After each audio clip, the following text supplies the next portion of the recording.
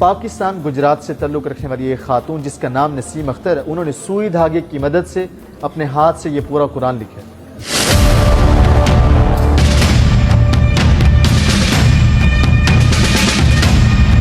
وہ کہتی ہیں 30 سال کی تھی تو لکھنا شروع کیا، جب 62 کو پہنچی تب جا کے مکمل کیا۔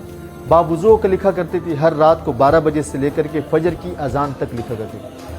میرے لیے یہ بھی بڑے آنر کی بات ہے کہ ساتھ غار ہرا اور ساتھ ہی میرا قرآن رکھا۔ یہ تو ساری بات میرے اللہ کے پاس ہے، جس کو چنتا ہے وہ لکھ لیتا ہے۔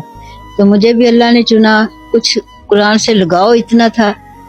میں اپنے پاکستان ایئر فورس میں انڈسٹریوں میں بچیوں کو سلائی کڑھائی کا کام سکھاتی تھی۔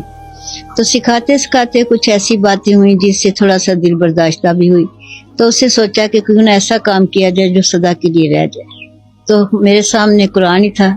جس چیز سے لگاؤ ہوتا ہے بندہ اس کے متعلق سوچتا ہے، تو وہ یہی سوچتے ترکیب آئی کہ میں قرآن کڑھائی، آج تک کڑھائی کسی نے نہیں کیا، سو میں اس کو کڑھائی کرتی۔ میں نے 87 میں اس کو شروع کیا، سن 18 میں جا کے یہ مکمل ہوا۔ اس طرح یہ میرے 32 سال اس کو بنانے میں لگ گئے۔ تو وقت گھر بھی تھا، بچے بھی تھے، سب کچھ تھا، تو سب چلتے مجھے رات کا ٹائم ملتا تھا۔ تو اس طرح کرتے یہ 32 سال لگ گئے اور قرآن پاک مکمل ہو گیا۔ اس میں میں نے اینکر کا 180 ڈبے دھاگا استعمال کیا ہے۔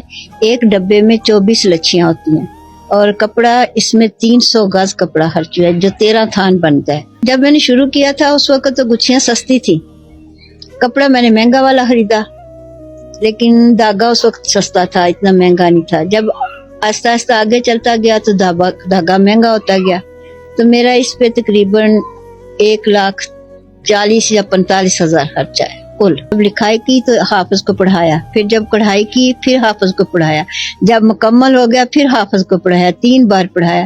اس کی کہیں سے میں نے شاد یا مد یا آگے پیچھے نہیں ہونے دی۔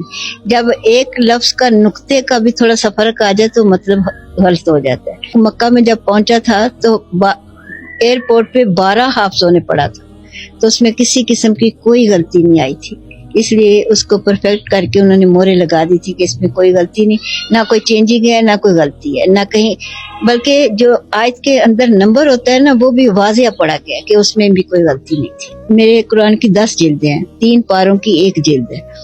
ایک جلد جبل عمر پہ رکھی ہے انہوں نے، اور انہوں نے غار ہرا کے پاس بہت بڑا میوزیم بنایا ہے۔